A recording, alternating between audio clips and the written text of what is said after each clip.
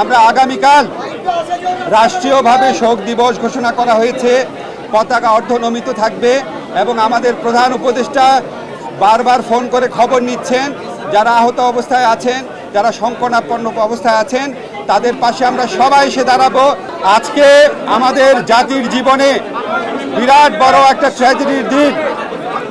এত বড় ট্র্যাজিক ঘটনা, বিয়োগান্ত ঘটনা আমাদের জাতির জীবনে আগে ঘটে নাই।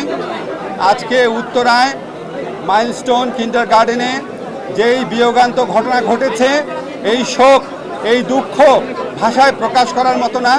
আমাদের গোটা সরকার, বাংলাদেশের মানুষ, ডাক্তার সমাজ সবাই শোকাহত। আপনারা দেখেছেন আমাদের 6 জন উপদেষ্টা আমরা এখানে এসেছি। আমাদের বাকি উপদেষ্টারা মাইলস্টোন স্কুলে গিয়েছেন, CMH হসপিটালে গিয়েছেন। আমাদেরকে hospital authority, national burn unit থেকে জানিয়েছেন ওনারা চিকিৎসার প্রয়োজনে যত রকম প্রস্তুতি দরকার সকল প্রস্তুতি সম্পন্ন করেছেন। তারপরও যদি প্রয়োজন হয় বিদেশ থেকে চিকিৎসক আনাবেন, যদি প্রয়োজন হয় বিদেশে আমাদের এই শিক্ষার্থীদের যারা বার্ন ইউনিটে আহত অবস্থায় আছে নিয়ে যাবেন। আমাদের চিকিৎসা পুনর্বাসনে কোনো রকম কোনো ঘাটতি থাকবে না। কিন্তু কোনো কিছুর বিনিময়েও আমরা আজকে যা হারিয়েছি সেটা শোক পূরণ করার মতো না। জেনেক্সে শিফট করো, লাইফকে লিফট করো। আমরা আগামীকাল রাষ্ট্রীয়ভাবে শোক দিবস ঘোষণা করা হয়েছে।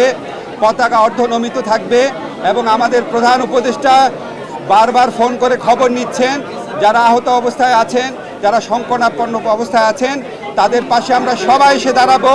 তাদের চিকিৎসার জন্য আমরা সমস্ত ব্যবস্থা গ্রহণ করব এবং এই বিয়োগান্ত ঘটনা, এই মর্মান্তিক দুর্ঘটনা কেন ঘটলো অবশ্যই আমরা তদন্ত করে দেখব।